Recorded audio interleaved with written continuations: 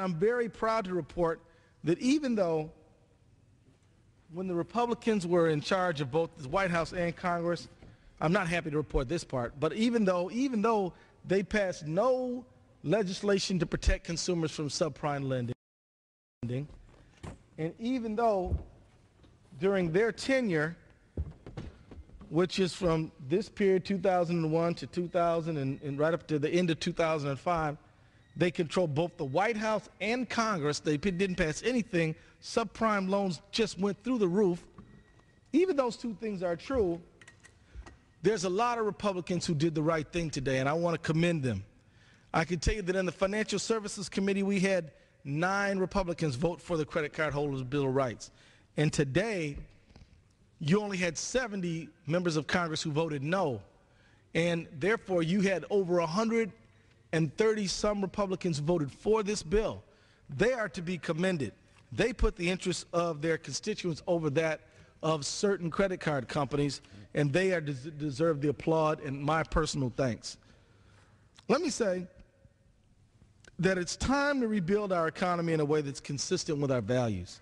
The economy that's built on a strong foundation, not financial schemes, overheated housing markets, and maxed out credit cards. We want to build an economy that offers prosperity in the long run, not just the short quarter. American families face the reality of this financial crisis every day. We think the lending industry has continuously found new ways to make profits out of old regulations and has faced little oversight and needs a reality check. As I say this, I want to commend that there are a number of good lenders out there, and credit cards are not bad in and of themselves, but there have been some bad practices. This Credit Card Holder Bill of Rights allows for a basic floor so that good credit card companies watching bad credit card companies make a lot of money off those abusive practices are not tempted to engage in those practices themselves. We're setting a floor. That's what it means to be a member of Congress, to try to set a floor for our free market system to operate properly. During the reign of the Bush administration, Republicans presided over a systematic weakening of financial regulations. And along with this deregulation, we saw the dramatic rise in subprime loans and consumer credit without increasing consumer protections.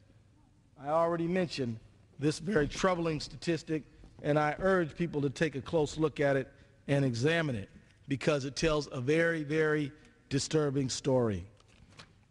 Some credit card companies, not all, have long engaged in deceptive practices that harm consumers, and real reform is long overdue, which is why we're so happy to have passed the Credit Card Holders Bill of Rights today.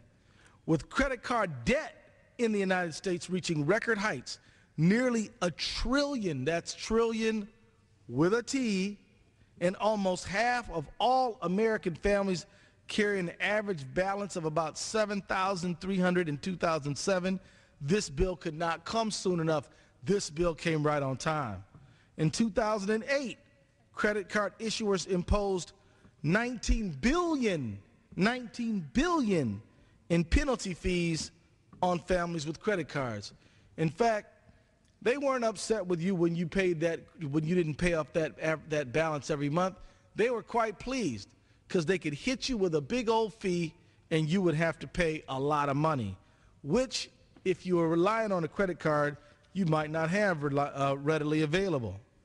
This year, credit card companies will break all previous records for late fees over the limit charges and other penalties, resulting in more than $20.5 billion. That's a lot of money. And I'm not talking about their profits. I'm talking about their profits generated from over the limit charges and penalties and fees. Not all profits, just penalty-based profits.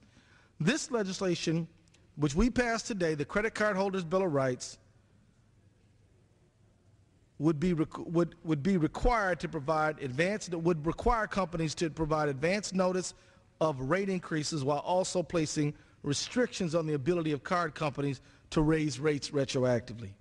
This legislation, the Credit Card Holders Bill of Rights, is a comprehensive credit card reform package that also incorporates a bill I authored called the Universal Default Prohibition Act of 1990. I was proud to introduce a bill that was a standalone bill that had been weaved into this larger bill prohibiting universal default provisions. Some people are lucky enough to not know what universal default is. But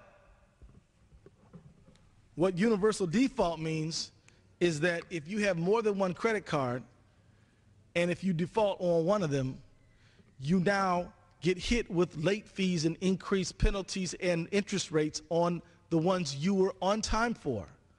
Because the credit card company can say you're now a higher risk because of the adverse action on the one card, and so they can hit you on the other cards. Now, a deal ought to be a deal. If you say I'm going to pay this rate and I'm going to pay on time and on this card, and you don't mess up on that one, they shouldn't be able to get you because of some other problem. I mean, your mortgage doesn't go up because you don't pay your car note on time. I mean, the fact is your gym fees don't go up because you didn't pay a library but get a library back on time.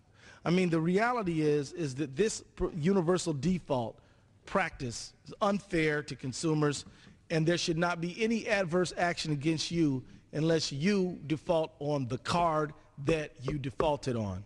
So we're now happy that this provision was in the legislation and encourage consumers to rejoice because this important practice is in the bill.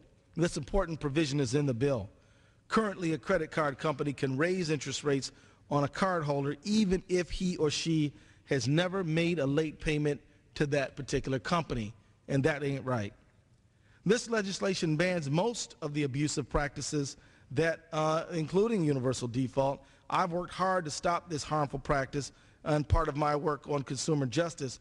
I'm proud to say that this landmark bill passed the House today. And even though last year the bill was not taken up by the Senate, we expect the Senate to take swift action this Congress to enact crucial reforms to protect consumers. We have a president in the White House who's actually concerned about the rights of consumers. And this is a golden opportunity to bring true reform to the credit card industry. Again, this is not an anti-credit card bill. Credit cards help us. They help us rent cars, get hotel rooms, buy expenditures. This is not about being against credit cards, but it is about trying to stop some of the more abusive practices of some credit card companies that hurt American consumers when we can least afford to withstand some of these difficult practices. I want to talk about what some of my colleagues who opposed the bill had to say. Some of them were quite critical of the bill and didn't vote for it. Yeah, if you can hardly believe it, yes, it's true, 70 people did not vote for the bill. I guess that's their prerogative. I'm sure that their voters will learn about that.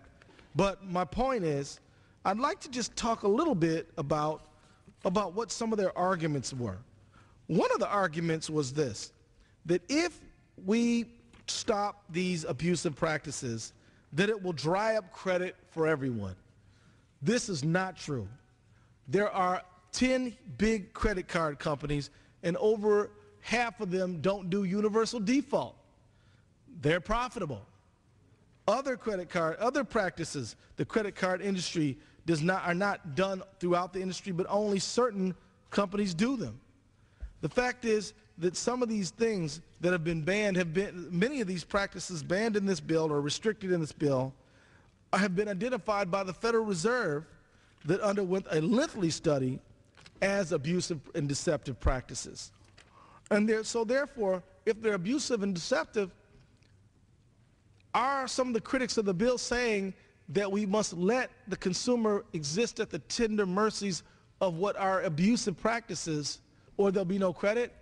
That simply makes no sense. It's almost like saying that unless you allow a toaster that explodes every second or third time it's used, then nobody will be able to get a toaster, because the price of making a safe toaster would make having a toaster for anyone too high. That's just silly, and we should never go for it. We should always stay and stand up against that.